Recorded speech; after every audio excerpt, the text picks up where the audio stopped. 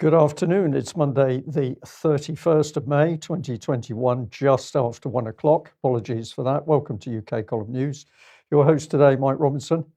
Myself, Brian Gerrish, and we're delighted to be joined by David Scott, bringing us Northern Exposure from north of the border. Well, there's only one thing to talk about, Mike. Well, it's the one thing that the mainstream press and media have not been talking about at all over the weekend, and that is, of course, the vast numbers of people in London for a demonstration, once again, of their opinions and their views. And it was a spectacularly successful day, absolutely peaceful, no trouble at all. And as you can see from the image on screen at the moment, and thank you to Alan for this, just an amazing turnout, spectacular. Yeah, I was just going to add, Mike, that I watched quite a bit of video on this yesterday, and it was wonderful to see the interaction with people. It was so friendly, and all types of people there, ages. Yes, amazing. So we're showing a little bit of video at the moment. The police were mostly well behaved. Everybody was in good form and enjoying themselves amazingly. So David, welcome to the program. What can we say? Well, a really uplifting event. The coverage from non-official sources has been excellent. Obviously, silence from our good friends in the BBC and others. The Guardian had a little pop at it, chose a very strange line to go down, but even they had to admit there was hundreds of thousands of people. A great day. Yes, well, it was indeed. So let's have a look at a bit more. Here are two gentlemen from Northern Ireland with a UK Column banner that they produced. Fantastic stuff. More people with lots of people with UK Column stuff, which is really very nice. So thank you very much for that. But we can see that some of the buses ended up with other messages than the usual. Stickered. Yes, than the usual advertising hoardings. And lots of people expressing their views, people carrying umbrellas as usual, and so it went on. Quite amazing stuff. And well, what else can we say? Well, how many people do we think were there? We've had a number of reports in. Of course, some people are saying there was 1 million people on that march. Others are talking very high hundreds. But certainly you could see the crowd stretched for miles and miles, and it kept on coming on that 12-mile route from Parliament Square all the way down to Shepherd's Bush. So Yes. it was truly an extraordinary sight and just fantastic that so many people got out there. And David, you have a couple as well. Nurses scared to speak out? Nurses, not this particular nurse, but nurses in general are scared to speak out. We know that. We've seen them having to cover their faces. We've had to disguise their voices in order to get their messages out to the public. This particular nurse is speaking out, and a lot of people will know her from her YouTube videos. We've also had, you mentioned someone down from Northern Ireland. We've had this next couple of photographs come in from a gentleman who went all the way down from Thurso to London for a grand day out. Now, many people, David, won't know where Thurso is, so you better explain that.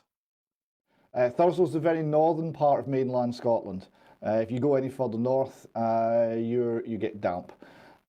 His next stop is Orkney. And it's a gentleman here, and he's wearing his UK Column t-shirt, which he said got a lot of extremely positive attention. So that was good. And the young lady there, just from the previous slide, was holding a placard that said, "My body, my choice." This is obviously a slogan from the pro-status, pro-abortion side of the abortion argument that's been captured by the demonstrators who want to have bodily autonomy regarding medical treatment and resist all of the persuasion, cajoling, social pressure, and indeed increasingly threats of legal pressure to try and force them to have the jab. So the question then is, what mainstream coverage was there? And this was the Evening Standard on Saturday as the demonstration was happening. And this was their headline: hundreds join anti-vaccination protest. Yes, you laugh, David. Hundreds join anti-vaccination protest in central London. In the meantime, they've got a Reuters photograph there, very similar to the one that we showed at the beginning of the program, but from a slightly different angle. showing that it was significantly more than hundreds. So that was their best attempt. And we did try and contact the Evening Standard team this morning, but of course nobody was there because of the bank holiday. But the news desk spokesperson was keen to tell us that it wasn't actually the main paper who made that report, it was the Evening Standard online. So there was a little bit of deflection of that nonsense. What are they implying, that the online version is of less quality than the... Well, who knows? But there was certainly a few cracks appearing in the organisation, and of course the BBC is now no longer credible. It cannot report on 1 million people on the march in London. It can't report on anything else. The BBC is gone. So at the end of the day then, apparently there seemed to be some effort to get into one of the, well, some people wanted to go shopping apparently, but this wasn't allowed. But what staggers me about this is the way that the mainstream media covered it, because they didn't cover the main demonstration itself. They covered this event. So here's the Independent. Anti-vaccine passport protesters storm Westfield shopping centre as hundreds join COVID demonstration. So they're doubling down on the hundreds remark, but it's this term storm, because this is the Independent. And then we've got the Metro. Anti-vaxxers chanting freedom, storm shopping centre and clash with police. Well, we'll see how much they clash with police in a second. Then we've got Yahoo News. Anti-vaccination protesters storm Westfield shopping centre and clash with police. That's the same headline. Anti-vaxxers claiming pandemic as a hoax try to storm Westfield shopping centre and clash with cops, says The Sun. And then we've got the Guardian. Anti-vaccine passport protesters storm Westfield Mall in London. And so there's lots of storming going on apparently across all the headlines. And, you know, it is reasonable that when there's an event takes place, multiple news outlets tend to cover it, but they tend not to use the same terms in their headlines because they tend to sort of give some idea of competition between them. But in this case, they're demonstrating once again that they are a cartel when it comes to certain types of content. And so they basically have to maintain a standard narrative, a common narrative. But let's just have a look, as David's given the game away a little bit on this, but this is the one sentence in the Guardian article which mentioned how many people were actually taking part in the main demonstration. The Westfield invasion came after a mass march of about 12 miles through London, starting in Parliament Square and reaching as far west as Acton. At its height, there appeared to be hundreds of thousands of people taking part. So the question then is, did anybody storm the Mall? Well, let's just have a look at some video here, because it didn't seem like there was much evidence of storming going on. However, it was the blue-vested police liaison officers here replaced with tactical support group officers. Well, people were standing outside. A lot of people did get in, not through this entrance because the police blocked this entrance off, but there was unfortunately another entrance that the police weren't covering. But, you know, everybody being very well behaved. At one point, the police moved forward towards the crowd. They weren't storming the crowd, they were just moving forward. And the crowd simply moved back. At another point during this incident, as the police started to attempt, well, they seemed to be starting to be a little bit more aggressive, people sat down and simply refused to engage with any aggression at all. So the crowd there behaving in a pretty much exemplary manner.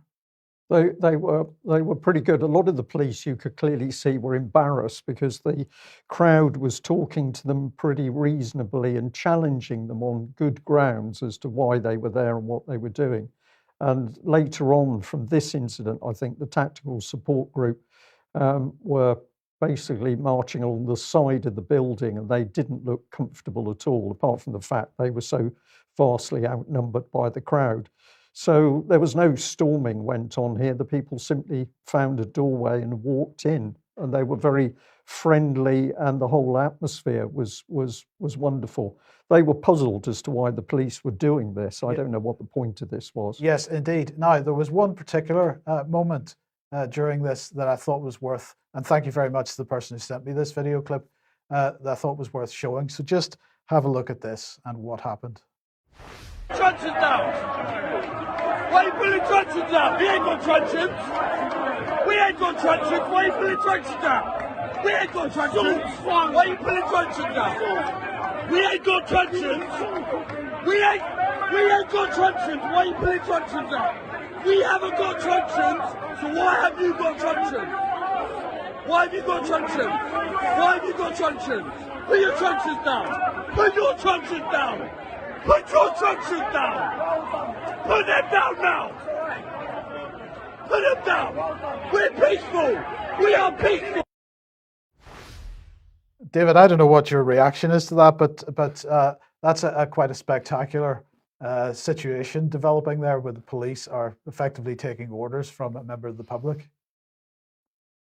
Yes, because the member of public A owned them, B was correct, and C was in charge because he was thinking. And the reason he was in charge is that the police were reacting in a way which wasn't based on what was in front of them. And they did, to their credit, when challenged, they did realise this. And we want to see them complying in cases like that. But well done to the member of public for calling them out on that, because what was the reason that truncheons are brought out? To aggravate the situation, to escalate the situation, which is the very opposite of what the police are there to do. Yes, so you've worked that out, we can work that out, but apparently Cressida Dick presumably can't work it out. Well, we'd just like to say, before we just move off the London end of the protests, I wanted to thank Resistance GB, which also did a huge amount of filming during the day, and there were some really excellent clips with interviews with people in the crowd. And one of those was a Sikh gentleman who was giving a lot of information about what was really happening in India.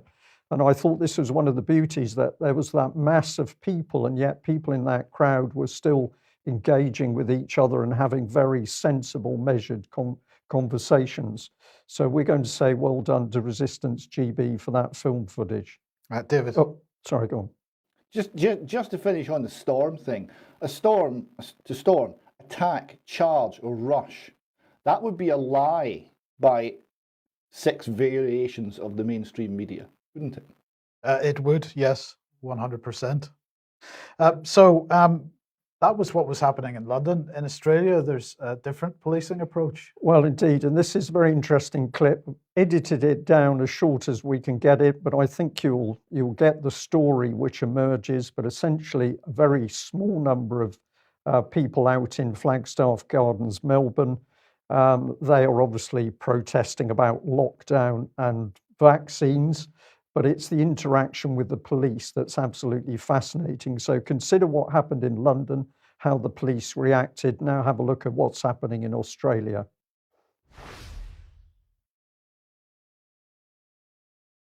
Now you got the camera.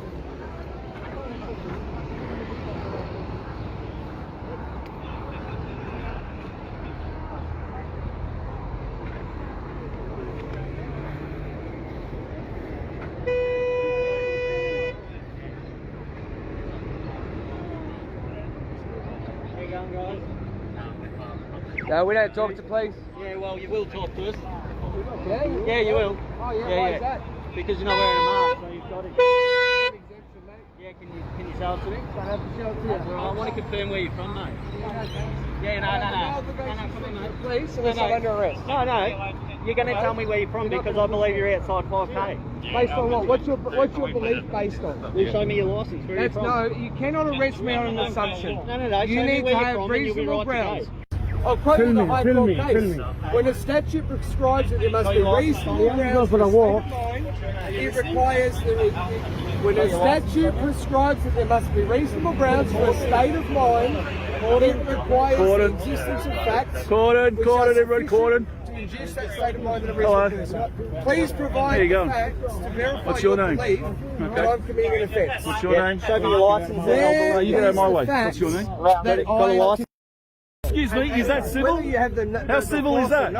You've got. It's irrelevant. You don't have the grounds for it in the first place, and I know that. We're not going to argue about that, but we do. Well, you don't, and we know you don't. So it's going to be, if you're confident enough, because I'm already going through the police conduct unit. I'm already setting up another, case against the PSOs that arrested me in the past. And hopefully, if you do it, Justin Goldsmith, Inspector. Yeah. Okay, Justin Goldsmith. We're more than And what's your badge number, Justin? Okay, 29601. More than comfortable to make your arrest. We are giving you an opportunity, 5 or 10 minutes, to leave the area. Okay, so you've been given plenty of warning. Could we not be surrounded?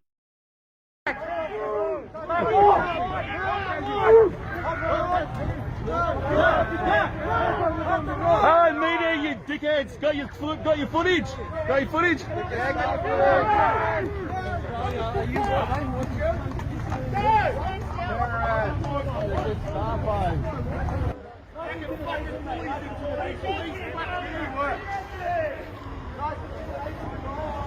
All that police for this size of people. That's it, look at them. What are they scared of? All right, boys, girls. Thank you. Thank you. Yeah.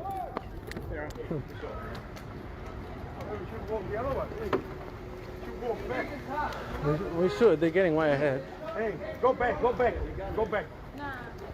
They're gonna grab you. Yeah. Hey, Nick, we'll turn around.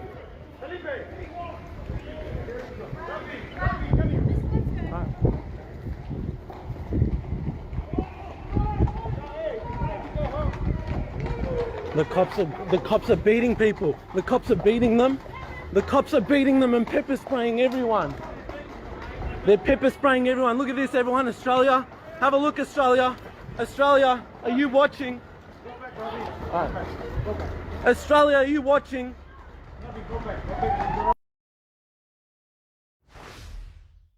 So the key points in that video clip were really how few people were protesting and the massive scale of the police operation. But of course, the senior police officer said, well, we could arrest you, or we're giving you the opportunity to disperse. So that very small group of people then moved away from the scene, albeit they were being slow doing it. And what happens, in came the heavy mob and the horses to beat people to the ground. So we've got this common thread of policing now creeping up, not only in Europe, but as far away as Australia. Who is training these people? But the guy says, what are they frightened of? And the answer to that is, of course, they're frightened of the wider public waking up to the truth and speaking out that truth. So the police there are demonstrating that they're afraid of the truth. David, there's some very simple things for people to do, and that is to continue speaking out the truth and giving the evidence as to what's really happening, because the state is terrified of the truth. The state is losing the narrative. Right? They need to have a coherent narrative to lock us all down, to remove our rights, to mask us, to intimidate us, to fill us with fear. Lack of fear is a threat to that. People speaking out is a threat to that. The loss of credibility of organisations like the BBC is a threat to that. And actually the police behaviour, as we saw there, is a threat to that. Because this is no longer credible, this is clearly oppression. This is no longer policing as we know it. Remember, we're policed by consent, Australia too. There wasn't a lot of consent going on there. There was no law breaking. These were peaceful people. Who was breaking the law? The police were breaking the law. Now, how long does that go on to all police credibility ceases? Not long. No, indeed. Well, look, we're going to head over to the United States just for a little second because, of course, David mentioning fear, and fear is what's driving these policing standards. But, of course, in the UK, what kind of sporting events are we going to be able to attend this summer? It's very unclear because the fear narrative very much being driven in this country. I just thought we would look at the Indianapolis 500 and how many people were there. This was yesterday, of course. and the stadiums absolutely full, and nobody wearing masks, nobody social distancing. In Europe, there's no such behaviour going on, it seems. So clearly all these people are going to die imminently, Brian. Well, a number of health and safety regulations being breached there. We're not only not social distancing, we're climbing fences without any form of support. Just disgraceful, Absolutely. or good to see, depending on how you look at it. Well, who's causing the trouble in UK? And I think we need to go to the Metro headline here, because let's bring in the happy couple. Says here they are, Boris and Carrie reveal first picture from what's described as a secret wedding. And they're in the garden of 10 Downing Street after they tied the knot. Now, apparently, some people actually were confused, according to the Metro anyway, as to why the Prime Minister was allowed to marry in Westminster Cathedral. Priest questions why twice divorced Boris was allowed to remarry in church. Well, that's because there's one rule for the elite in Westminster and a completely different rule for other members of the public. It's very straightforward.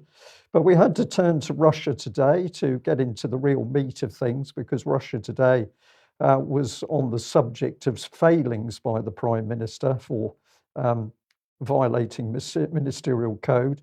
But you notice that there was a significant failing, but he was cleared of violating the code. Yes. So done something wrong, but hasn't really done anything wrong. But I'm just going to say, and people may think I'm a little bit harsh here, but if he betrays his wife, his wives, and his family for a new skirt, then I think we can be pretty sure that he won't hesitate to betray the nation with the same contempt. Well, hold on. I think that's a bit unfair. I mean, the question really there Is is who wears the skirt? yes, and which one of those two is actually the Prime Minister? Well, there's a question. I believe the lady on the right starred in a satanic play, so possibly she'd be well qualified, but which skirt is in control, we don't know. So we don't think that Boris is going to look after the country, but we'll stick with Russia Today, because I saw this picture and I thought this was really incredible, because what we've got here is Matt Hancock using the nation's flag as what I can only describe as a nose rag. And for people, particularly people that have served in the armed forces, where for we could have a discussion on whether the respect was deserved or not, but huge respect for the nation's flag. But no, here it is being used as a handkerchief. What's this about? Well, apparently Matt Hancock committed a minor breach of the ministerial code, and this is in respect of contracts. So he had a 20% stake in Topwood Limited, company run by his sister and brother-in-law. They received some pretty big NHS contracts. He forgot that he'd got interest in that company, really. And everybody made a lot of money, but he didn't do anything wrong. And I think that this picture is just incredible, because Matt Hancock is simply mocking the nation as he does what he does. And of course, The Guardian here pointing out that we've now got Lord Geet here as a new advisor on UK ministers' interests. So presumably he's advising them as to how best look after their interests. But he says he'll quit if his findings are ignored. So I encourage people to go and have a look at Lord Geet here and see what his background is, and see whether you feel that he's suitable to bring the politicians in some form of control. I don't think so. So Friday's news programme began and ended, and no mention of YouTube at all. But by the time Friday afternoon came along, I went and had a look at our YouTube channel and discovered this. Your account has been permanently disabled. So we are now off YouTube at last, it seems. Now, of course, this causes some problems on the website, because as many people have noticed over the weekend, if you go to the archives, quite a number of the past UK column news programmes are not currently on the website as a result. Well, don't worry, we have that in hand. It'll take us a couple of days to sort it out, but we will be getting all the past programmes back up there. They are already hosted on Odyssey and in other places, and it's a question of replacing the links on the website, which we will do over the next couple of days. But of course, YouTube is gone, and so that's it. So if you would like to support us, because we do need it. Please head over to ukcolumn.org/community, and there are options to help us out there. And also share our material on the platforms while they're still available to us. You can see that YouTube is no longer on this list anymore, but we do now have a channel on rumble.com, so you can see forthcoming programs on there as well as on BitChute and Odyssey, and we'll have some more announcements about future streaming and so on in the not too distant future. Yeah, so still quite a lot to do. Material is safe, but it's the time scale to get it replaced in different locations. So stay with us on that. And thank you very much for people that are uploading our material to their own sites. This is extremely helpful. And if there are more people that could do it, preferably the 1 million people in London, that would be a huge plus for us.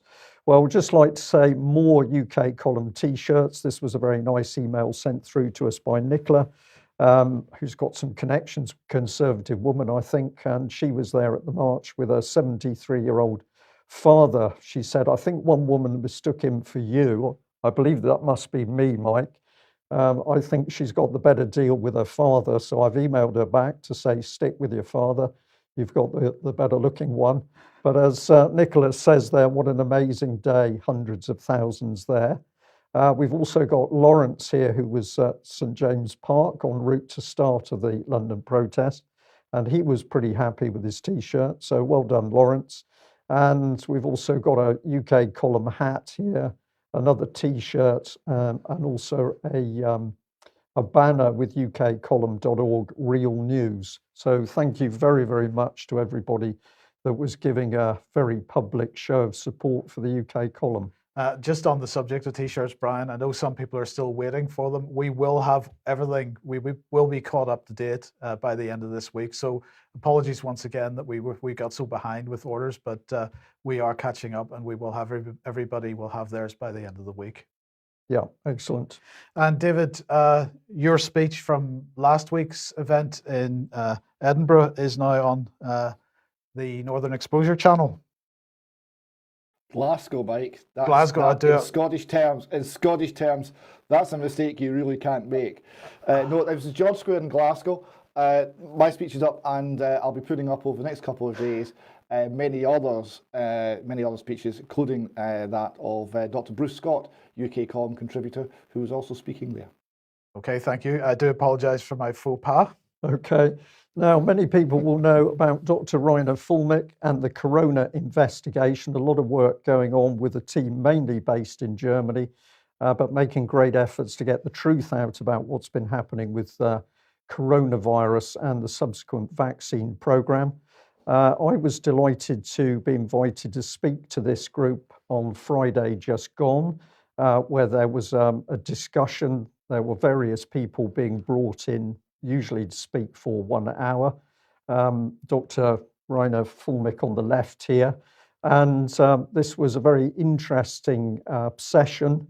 I was able to listen into some of the conversation before my slot. My German is extremely limited, but it was quickly possible to establish that one of the things that was being said repeatedly was that the whole policies that were being unleashed in Germany and elsewhere were madness, and this prompted us to have a discussion about the use of applied behavioral psychology in order to essentially poison the whole of the political system and the public service administration. So I came into the group, and you can have a look at that at the moment on Odyssey if you want to listen to that interview. Thank you very much to all the people who have listened and have sent me an email thanking me. And I understand that some of it is going to be transcribed fairly shortly, Mike. Yes. By our very own Alex Thompson. So you'll be able to see the text on screen because the audio is a little bit poor.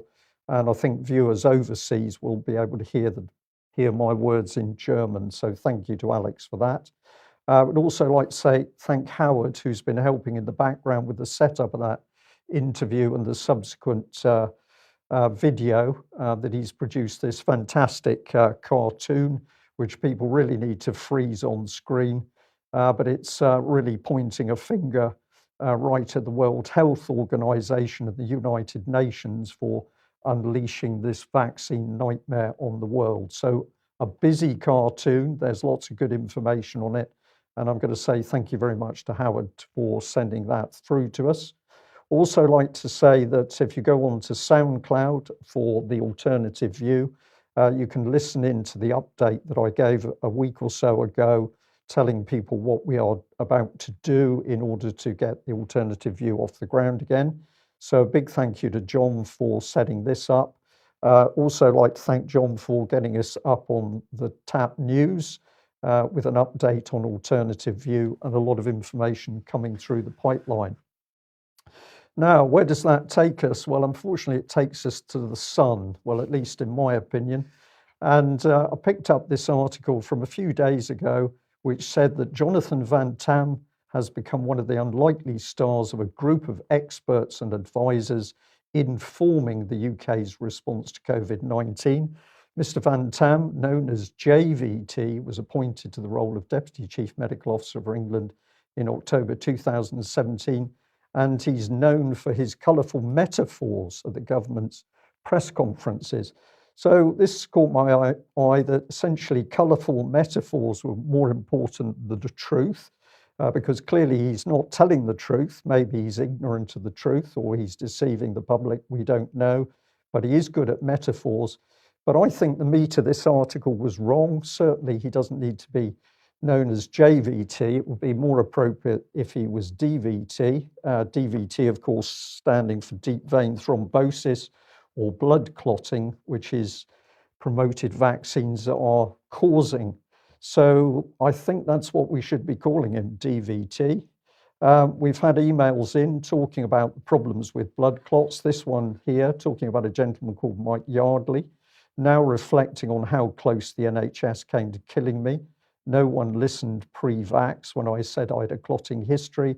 No one listened when, after a catastrophic reaction to the vax, I asked for a leg scan, survived for months with an untreated clot, found after the fourth request for a scan. So this is the reality of what the vaccines are doing to people. Meanwhile, Mr. Van Tam is coming out with colourful metaphors. I've got another one here. Sad to listen to this. I too lost my most amazing friend. She was fit and healthy at just 66. She had a swollen leg. Sent a pic to the doctor. He said it's an infection and gave her antibiotics. And essentially what happened, this lady died as a result of clots. So this is the harsh reality. Meanwhile, the government lies to the British public over the dangers of vaccines. If you go to the UK column yellow card section, you can of course go into the database. These are the current figures on total reactions, 859,481 with 1,213 fatalities. Mike and team have set this up so it's easy to search. So we put in vascular disorders and you can see the breadth and depth of what's happening here. Hemorrhages at the bottom, 528 with AstraZeneca, 2 deaths, 132 responses with Pfizer and 2 deaths. But if you go on to the next page at the top, you can see the headline for thrombosis, 1,054 for AstraZeneca with 20 fatalities, Pfizer 140 with 7. And it appears that the government still thinks this is a joke. Got a little bit more to do on this, David, but it's really extraordinary, the callous behaviour of these officials such as Van Tam and Matt Hancock, who seem to think that what they've unleashed is a joke. Very interesting CV, Mr. Van Tam. He's got an MBE in the military division because he's head of the cadets, the cadet force in Norfolk or somewhere like this. And his grandfather was Prime Minister of Vietnam. Yes. So it's a very interesting CV. Isn't it strange how the people who end up running these organisations so often have very interesting CVs and backstories? Indeed, and we need people to search as much as possible because it is interesting how much detail can come out when enough people are digging. Now, David, you picked up on this BBC News article here, COVID-19 very few COVID hospital patients had 2 jabs. I've done a little bit of work on this, but I'll bring you in for comment. So I'm just going to add into this that, well, this is what was said. Vaccine Minister Ned Hamzawi has confirmed that the government is considering making coronavirus vaccines compulsory for NHS staff. NHS staff have been eligible to receive a jab since the first phase of the vaccine rollout, but the fact that there is no requirement for them to take up the offer has become a widely debated issue. Can I ask, why would it become a widely debated issue if NHS staff were in any way believing in the efficacy of the vaccines? Because surely they would be the first to be jumping on it. Well, yes, except we're about to show, Mike, that really the NHS staff are not going to be given the opportunity to speak because somebody's going to speak for them. But fascinating how all of a sudden the vaccine is just an offer. There's no pressure to take it. There's no phone calls and texts coming through from the government. It's just there on offer. If you want to come forward and say you'd like it, that's fine. If you're in a care home and you say, I don't want to accept your offer, well, you're going to get the vaccine anyway. So this is a very, very deceptive article from the BBC. But who was the man quoted in this article? It's Chris Hopson. From an organisation we'd never heard of before called NHS Providers. So let's look at what he had to say very quickly. He said that very, very few COVID patients in hospital in England have received 2 coronavirus jabs, showing the vaccines provide very high levels of protection. Well, no evidence for that at all, David. I'm going to ask you to respond to that particular one before I move through a few more, but there's very, very few COVID patients in hospital that have received 2 coronavirus jabs. Well, this is of course correct because there are very, very few coronavirus patients in hospital. Therefore, there must be very, very few who have received 2 jabs. The equating of this small number with the efficacy of the jab is of course statistically and scientifically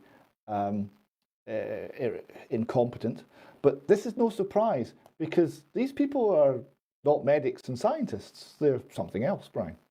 Yes, indeed they are. We're going to have a little look into Chris Hopson in a minute, but he said this as well. He said that patients now tended to be younger, meaning there was a lower need for critical care. But all the reports we're getting from the hospitals are that they are crammed with all age groups, and we don't know what his evidence for this is, and there's no evidence, of course, in the BBC article. Well, I was just going to say, Brian, that in fact, Derriford Hospital last week said that they were mainly dealing with acute cases amongst elderly people. Yes, yeah. So he went on to say, incredibly striking how busy hospitals were as they deal with non-COVID backlogs. Well, we're going to ask a question here. How many patients are vaccine damage at the moment? Because there's no statistics actually being put out as to what's happening in the NHS. So we don't know where or how Chris Hopson is able to make this statement. He said trusts were going full pelt. Trusts are seeing more patients who put off treatment in the pandemic and who now require more complex care and longer stays. Well, it's funny, but I would have thought that actually the truth was that people didn't put off treatment. They were refused GP and NHS treatment during the pandemic. That is correct.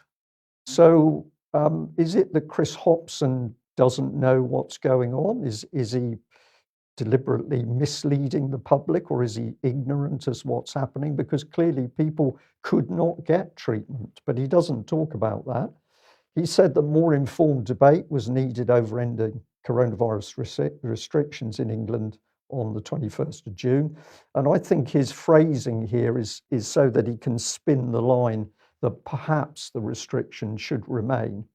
And he then goes on to say that he's spoken to heads of NHS trusts in hotspots in the past 48 hours, with one trust seeing 47 coronavirus patients on Saturday compared to 49 the day before. In comparison, the trust had 170 coronavirus patients during the last November's peak. So it's all winding down, but there isn't a single word about vaccine problems. And he said this: a handful of patients in hospital have received both vaccination doses, but they usually have additional conditions. So essentially, we're not going to do any investigation as to what's happening. Where are the statistics to support his claim anyway, Mike? Yes, but of course that statement, if somebody dies of coronavirus, doesn't matter how many underlying additional conditions they have died of coronavirus. But if somebody takes an adverse reaction to the jab and pass away, then of course then they have underlying additional conditions which may have contributed to their death. So you know, what he's expressing here is once again wanting it both ways. Wanting it both ways. David, quickly. And I think we have to remember, this the talk about hospitals being rammed and all the rest of it. The number of people who have died in the whole of the UK within 28 days of a positive PCR unreliable COVID test is 6. That's the daily average at the moment, 6. So, and of course, most of them didn't die of COVID, simply with a positive test within 28 days of the date of death. This is not a pandemic. There is nothing even remotely to be afraid of at this point, and yet they still try to manufacture some fear. They do. Now, we had a little bit of a delve into NHS providers, and I think it becomes a little bit more clear what's going on here. Let's look at this. It says, we occupy a distinctive place in the health sector. We're a membership organisation for NHS hospital, mental health, community and ambulance services that treat patients and service users in the NHS. We help those NHS trusts and foundation trusts to deliver high quality patient focused care by enabling them to learn from each other, acting as their public voice and helping shape the system in which they operate. What do you think this organisation does, Mike? It's not entirely clear, but I'm wondering, what does service users mean? Well, what does it mean? We couldn't understand a lot of this website, but I think what this website is doing, what this organisation is doing, is acting as the upfront political voice for the NHS to make sure that ordinary doctors and nurses can't speak out, because this is the organisation that does it for them.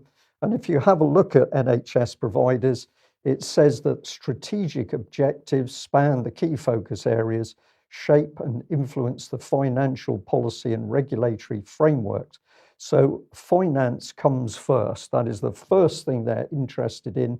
They're not interested in about patient care first. They're interested in finance. And here we are, they're influencing, shaping the environment and culture in which our members operate. They're being the collective voice. So if you're a nurse, don't bother speaking out, because NHS providers is going to speak for you. And if we have a look at the key people, we've got a Saffron Caudry here and Adam Brimlow. Let's just pop them up on screen. So Saffron is the Deputy Chief Executive. She's extensive experience in policy development, influencing communications, and has worked in the healthcare sector since 2007. Before that, she was with the Local Government Association as the voice of local councils, and her early career focused on influencing EU legislation and policy development. But she can speak modern languages. Well, that's jolly good. But she's not exactly on the wards looking after patients. Let's have a look at Adam. Well, he's the Director of Communications. Prior to joining as Head of News in 2016, he was a BBC health correspondent for 14 years, working across a range of outlets, including Today, World at One on Radio 4, TV news bulletins and online. Previously also worked for the BBC World Service. So this is a man absolutely trained to follow the BBC line, which will be the government's line. And if you're curious about the chief executive himself, this is his background. He's got a career in politics, commercial television, and the civil service. So David, that's the man speaking out for the NHS. That's probably why there's no evidence. And if we just add the last bit, he leads the organisation with a particular emphasis on setting strategy, senior stakeholder management, acting as the principal public voice of the organisation, and representing the provider sector on a range of NHS system committees. So we're going to say he doesn't appear to be fit for purpose, but he's clearly controlling the organisation. And just to finish the segment here, we've got this sent in to us.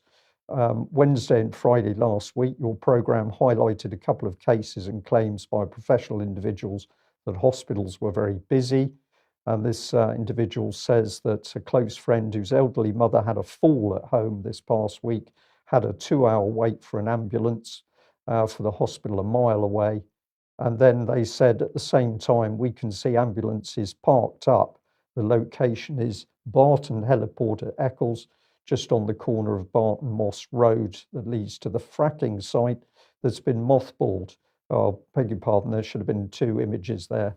But basically it showed a fenced area full of ambulances clearly sitting and not out on the job.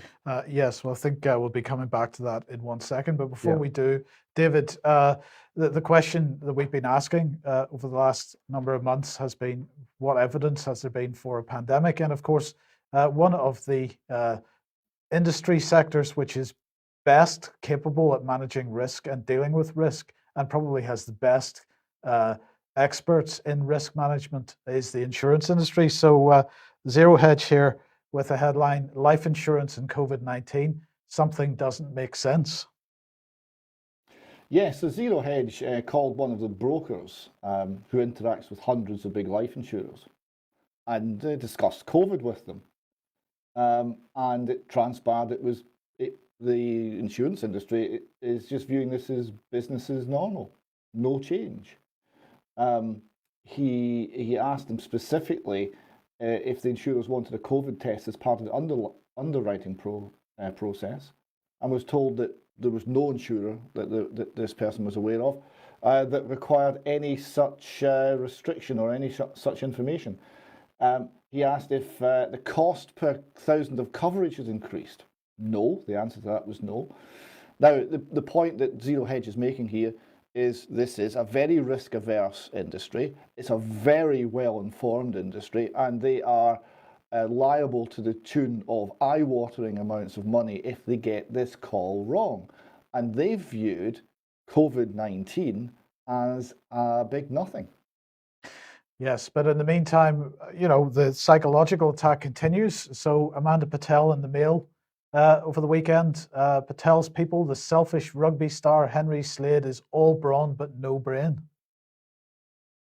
Yeah, Patel, former advisor to William Hague, this lady, Amanda Patel, perhaps one of the worst articles I've ever seen. And here I must leap to the defence of a rugby player who made his own personal decision, which he has every right to do, about what goes on to his body. And I would point out that given his age and fitness, he is at no risk from COVID. He would be at risk if he's very unlucky from the vaccine. So I can see how he would make this decision. So Patel writes, in a world where those reluctant to get jabbed look at their leaders, cultural, spiritual, and yes, sporting, Slade said, quote, I just think there isn't enough testing to deem it safe. There's no way of knowing what will happen with the vaccine in the future. I don't fancy it. So he's expressing caution.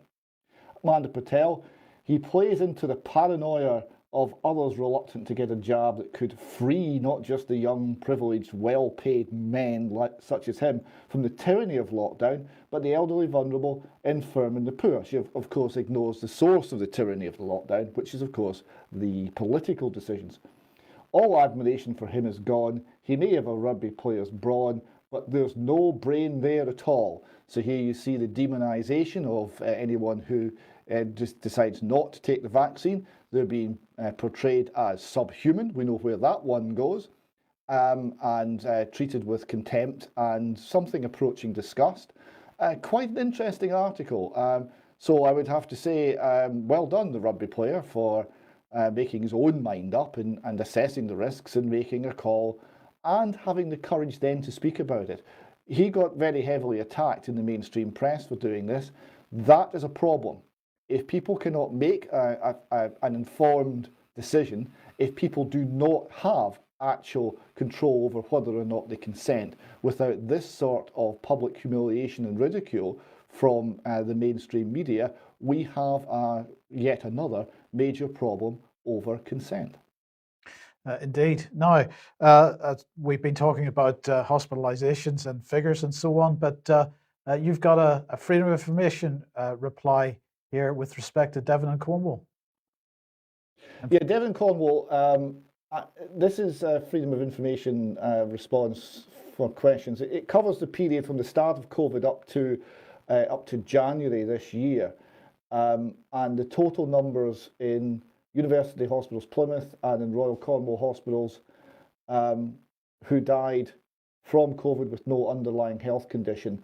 And the numbers reported are 4 and less than 5.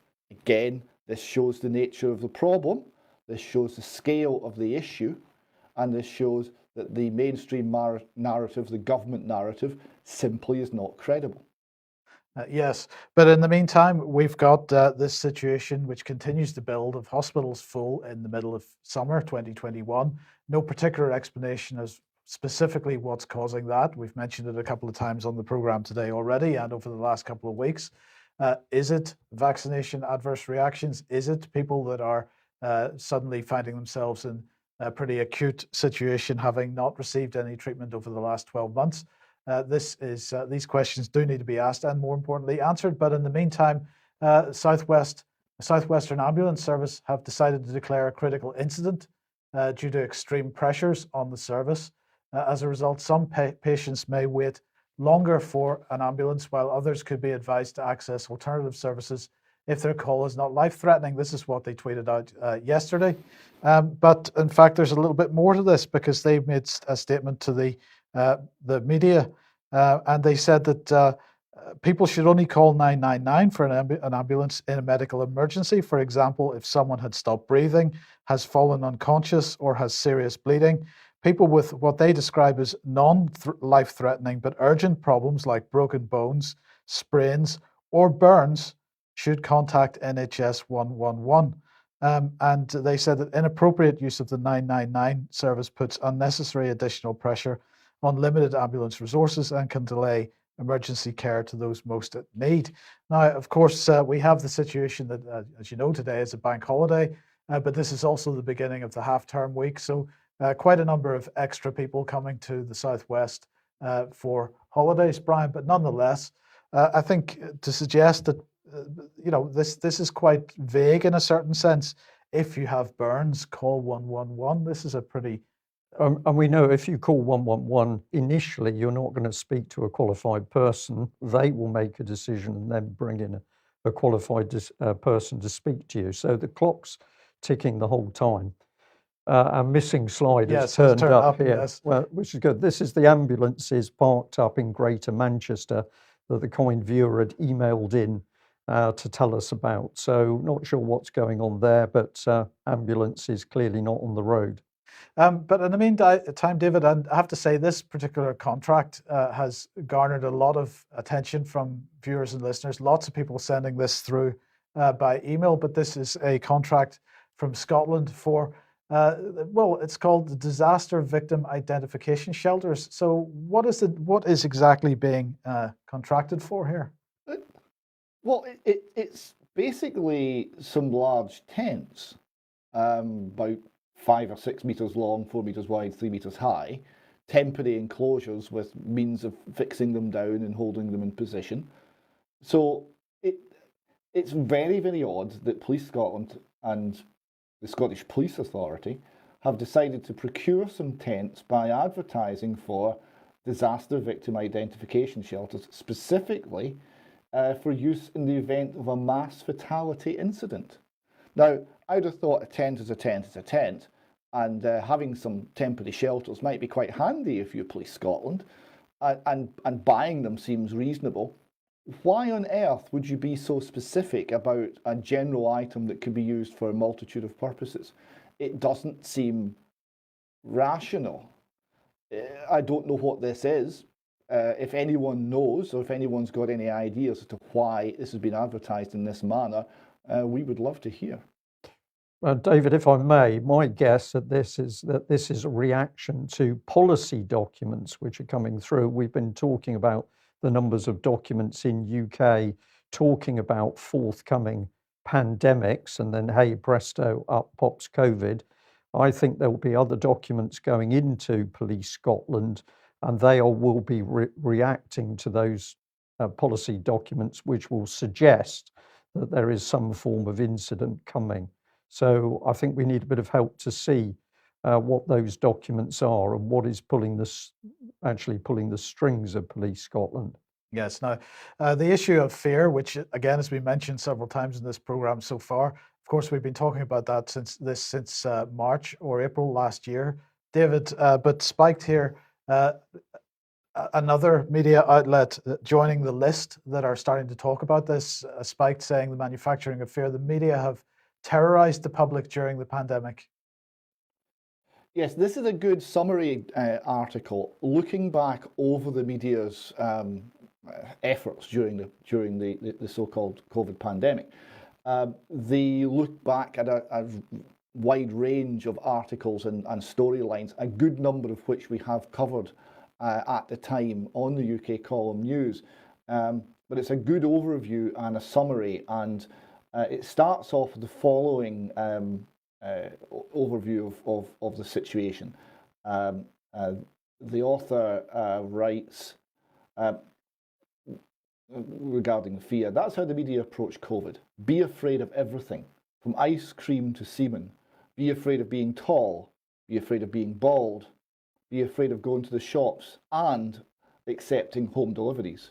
And if you're a man, it's not just semen you should worry about, but also your testicles, your erectile dysfunction, your fertility, even your toes are in danger. The fear-mongering is relentless. Be afraid of your pets. Be afraid for your pets. Just be afraid. That's a very good summary of the last year of mainstream media output. And let's reinforce it. And of course, we know where the boiler room is for this type of stuff. It's the Behavioural Insights team, and that was fully integrated with the Cabinet Office in David Cameron's era. And that Behavioural Insights team now working with SAGE to increase fear. That's what their own documents state. So it's government policy to induce greater fear in the public. It's not an accident. No, but in the meantime, more doctors speaking out, this time from Israel. The headline here, 93 Israeli doctors do not use COVID-19 vaccine on children. They say, we believe that not even a handful of children should be endangered through mass vaccination against a disease not dangerous to them. So they've signed a letter of protest. The letter is to the Israeli Health Department, and this channel 12 has received it.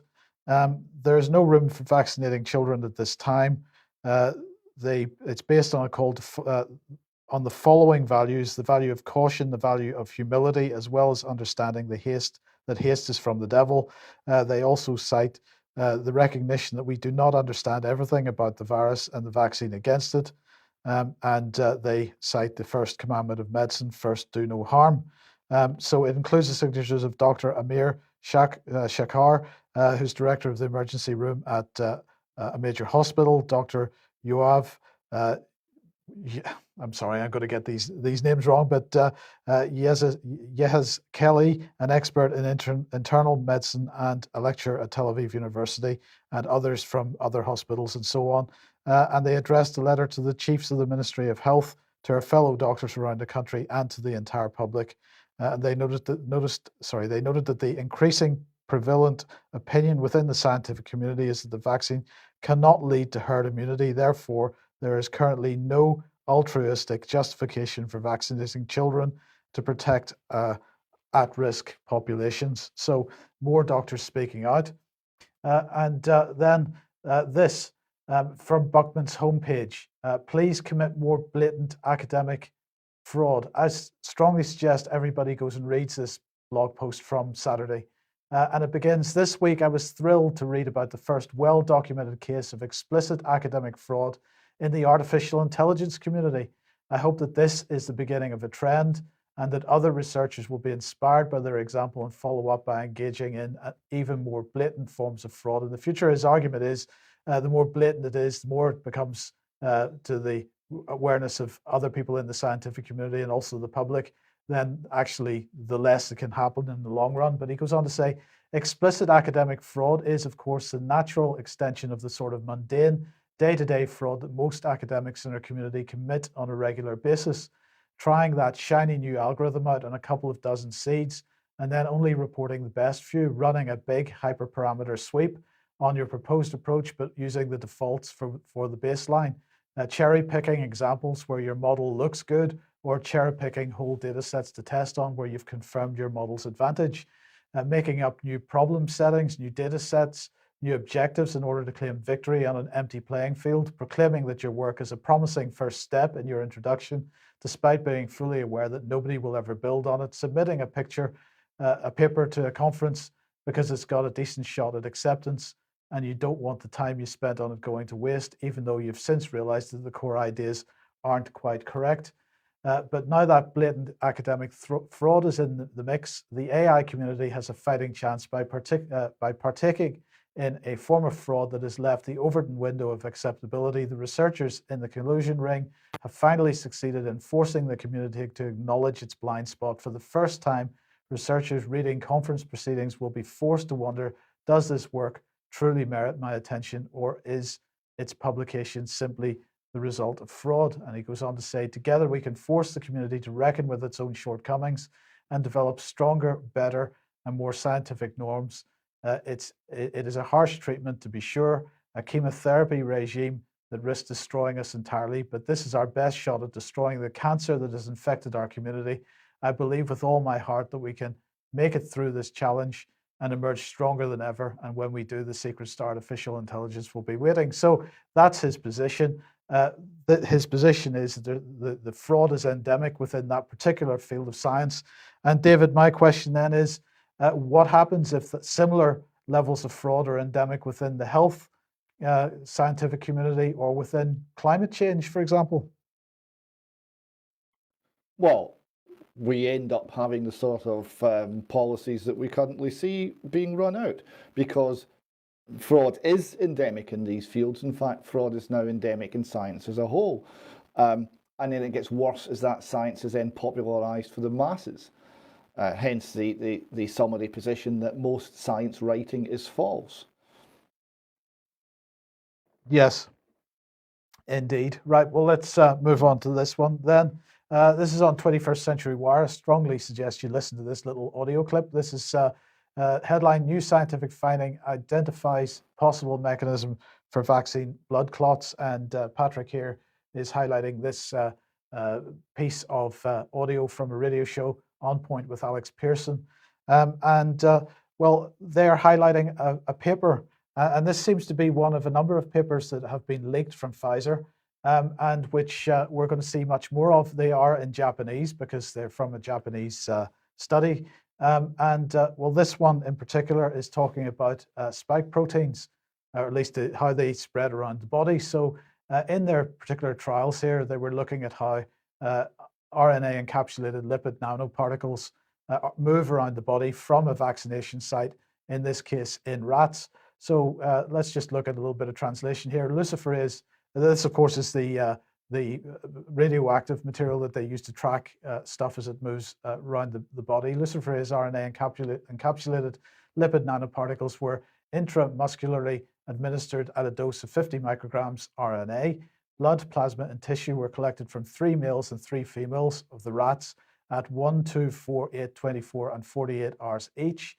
The biodistribution of the lipid nanoparticles was evaluated by measuring the radioactivity concentration by the liquid scintillation counting method. So this is a standard laboratory method to quantify the radioactivity of low energy radioisotopes, mostly beta emitting and alpha emitting. And this is quite technical, but nonetheless, it's a standard procedure for measuring how things move around the body.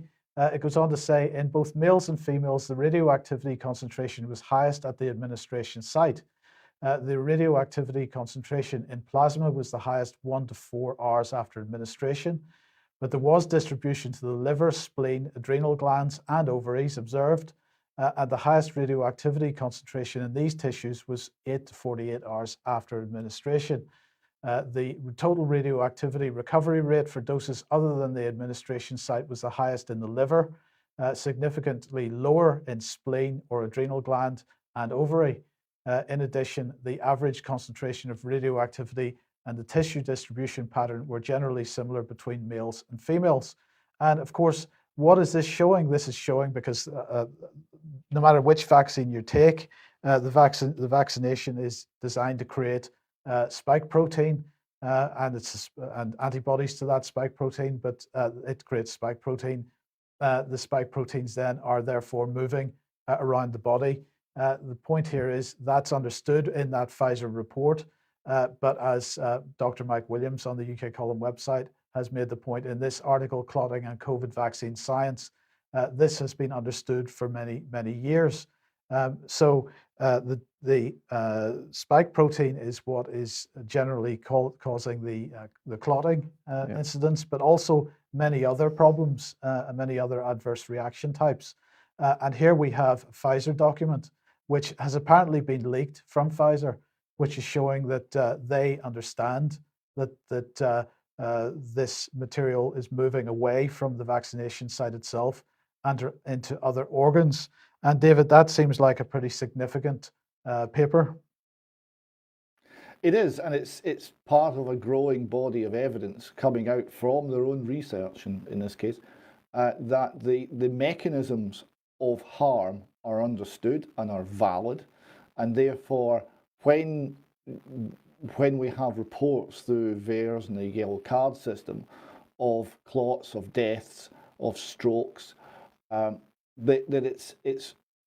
it's entirely plausible that these situations, which people have identified as apparently to do with the vaccine, following the vaccine, very closely following upon the vaccine, it's entirely plausible that this is being caused by the vaccine because the mechanism exists.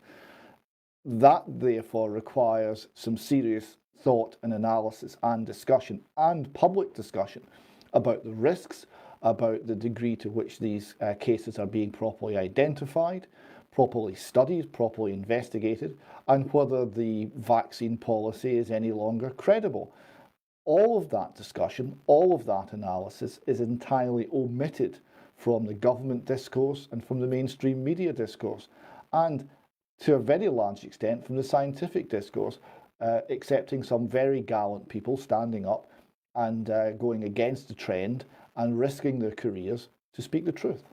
I think it could even be taken a step further there, David, because of course what the initial question that has to be asked is whether this pandemic, in inverted commas, was significant enough to justify any kind of mass vaccination program in the first place. And before you can even look at whether the risks of the particular vaccines that have been rolled out are understood, that question has to be answered, because if the answer is that there was no pandemic that justifies the rollout of the vaccines, then any and every adverse reaction, no matter what degree, well, that leaves a lot of people with a lot of questions to answer with every single case that's out there. Yes. We're going to see a government inquiry into COVID, into the handling of COVID. And I fully expect that none of these excellent questions, Mike, will ever be asked, let alone answered. I think that's absolutely correct. Well, that's how the cover-ups are done. Well, against that very serious background there of what the vaccines are actually doing, have a look at this picture, which I think tells at least 1,000 words. So it's the Times. Email reveals care home warning to Matt Hancock. A leaked message sent to the Health Secretary in March last year show he was alerted about the risk of spreading COVID. Well, this is a bizarre article because, of course, he was alerted to the risk of spreading COVID in the care homes by the bodies coming out as a result of people dying in those confined spaces. But there he is playing touching elbow games. So now what is this? I think this is another smokescreen to try and keep public opinion away from the dead bodies and onto the general theatre of politics. But I just found that such an appalling photograph of Hancock behaving like a 14-year-old schoolboy. But what's the subject? Elderly people dying in care homes. And of course, the Times journalists haven't got the wherewithal to investigate the real story. But is the real story coming out in Scotland, David? Well, this is very interesting because this story will ring lots of alarm bells and will trigger memories for anyone who's ever been involved in any fight against official cover-up. Brian and Mike, you will recognise many of these tactics. The Scottish Government agency unlawfully kept care home death figures secret. So this is the Scotsman reporting the scale of deaths in individual care homes across Scotland was unlawfully kept secret by an arm of the Scottish Government for almost 8 months, in a decision that was criticised for, quote, lack of transparency. Oh yes, and then some. The National Records of Scotland, which is responsible for the official recording of all deaths in Scotland and one of the few sources of accurate information on the scale of the coronavirus impact in the care sector, breached freedom of information legislation by refusing to release the number of confirmed and suspected COVID-19 related deaths in each of Scotland's care homes. So we still don't know what that looks like. The Information Commissioner said the executive agency of the Scottish Government had engaged in arguments that were speculative in nature in an attempt to block the publication of the statistics. The National Records of Scotland officials said that they would now make the data available in line with the decision. While Scottish Care, another government body, maintained there was a real risk to the health and safety of care home staff with the publication of the data. Work that one out, gentlemen. Elsewhere, they also said there was a risk to their well-being, which of course means happiness. So maybe they just wouldn't be happy if we knew what was actually happening in the care homes. Responding to the request, the National Records of Scotland attempted to claim the data was exempt from disclosure due to data protection sensitivities. Now, we've heard this excuse many, many times. This was rejected by the Information Commissioner on the basis that personal data must relate to individuals who are living. The National Care Inspectorate spokesperson said, in considering our submission to the National Records of Scotland on the publication of data, we raised concerns at the time about the impact publication of data relating to deaths in individual care homes during the pandemic would have on the physical or mental health or safety of people experiencing care and those who provided care. I still don't follow their argument there. They continue, quote, further to a request to publish data on deaths that the Care Inspectorate holds, we have recently been informed by the Office of Scottish Information Commissioner that it is lawful for us to publish the data we hold, which specifically relates to deaths in individual care homes during the pandemic. So they were pointing to vague, speculative, imaginative health and safety risks and saying, no, you can't know what's going on. And the two different parts of the government were cooperating to conceal this information from legitimate inquiry. And fortunately, we do have an Information Commissioner who will act against this, and that information is now going to come out. And it needs to, David, because if we're covering up dead bodies, of course, the government and its agencies can do anything they want. So whether it's somebody beaten up in a police cell who dies, if you can cover the bodies up, if you control the death certificates, all the things that are happening, then you've got a government that can commit any crime it wants.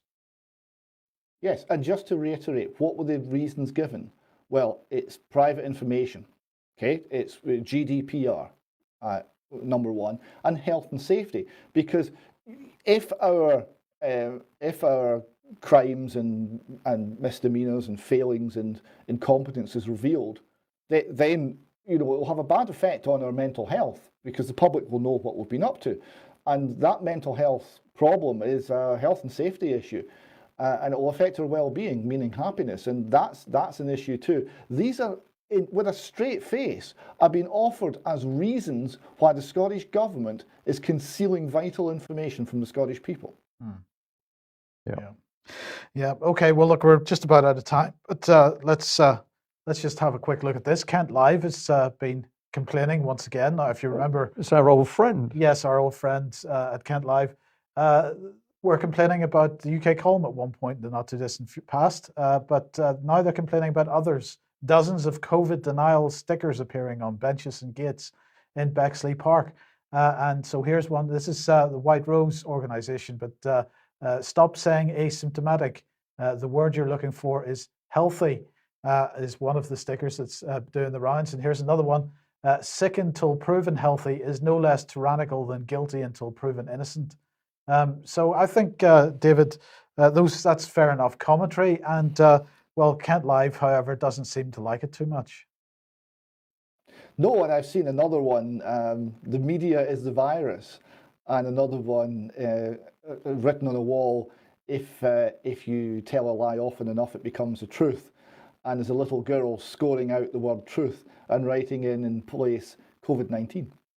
Yes, but the BBC, well, oh dear, they didn't like to report on the march. They didn't like to report on the march that took place a week or two ago, where people were outside their very building. But they don't seem to want to talk about this one either.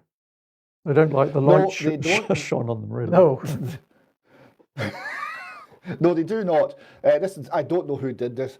If you're out there, please drop us a line. Let us know who you are. This is magnificent. So someone's gone along to Bush House, complete with its statue to paedophilia in the front edge, and it's broad. It's beamed onto the side of the building.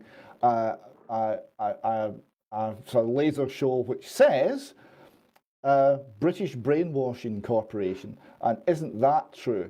And you know, it is remarkable that the BBC are now so sensitive on these things. They cannot report it because, of course, if they mention this, people are going to agree that that is an accurate analysis. So they have to be silent about it. It's just another one of the many, many, many things that the BBC can no longer say. It's sort of like they're down to very few things that are now in their realm. They know they're the piper.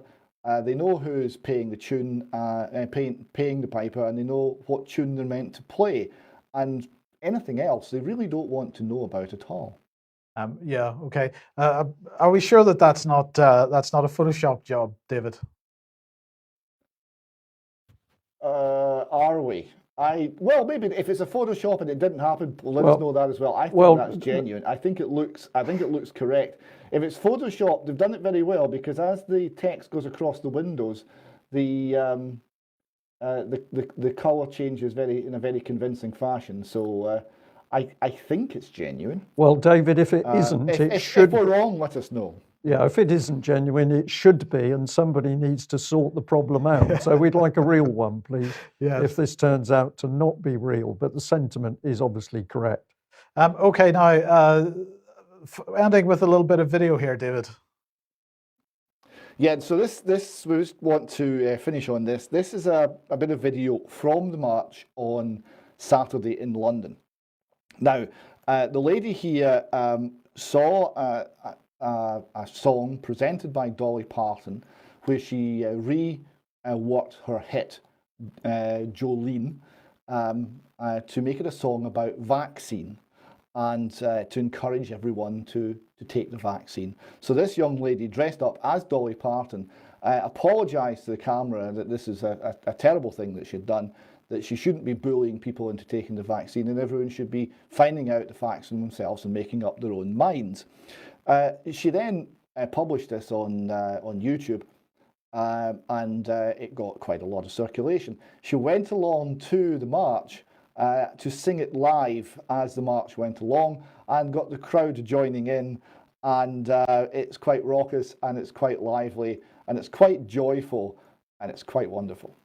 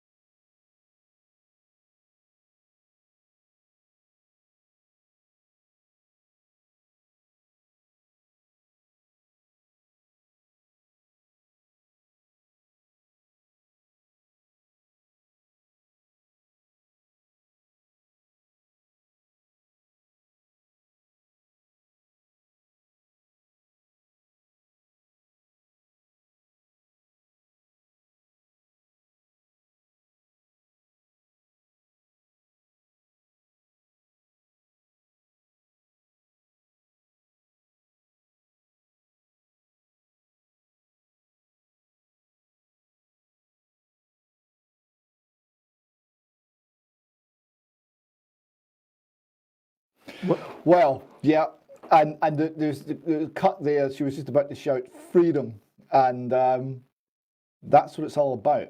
It's about the freedom to make up our own minds, the freedom to research, the freedom to think, the freedom to discuss, the freedom to choose, the freedom to march, and the freedom to live.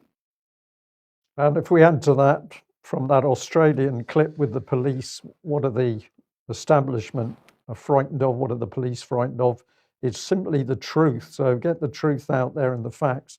But we're going to give Dolly Parton the vote, I think, aren't we? That was a really excellent performance and far better than the BBC, clearly. We'll end it there. Yes. Now, we're not going to do an extra. No, we're not doing an extra today. It is a bank holiday, so we should. We've given extra service for the news, and today there will not be an extra, but we will be happy to do that on Wednesday. Yes. So we're going to say thank you to everybody who's joined us. Thank you to everybody who sent in emails over the weekend. We've had a lot of emails from overseas, including a lot from Germany in particular. And I think it's really wonderful to see the teamwork starting to improve between nation states, because of course, remember that the ultimate world government agenda is to get rid of individual nations. So we should be staying friends with as many nations as possible. David, one last comment. I've been in receipt of another 7-day Twitter ban for mentioning vaccine adverse reactions and government statistics. So you won't see me on Twitter for a few days, but if you don't already follow me on Twitter, it's Albion_Rover. Until they throw me off completely, please see me there. Thank you. Okay, thanks for joining us. Bye-bye. Bye.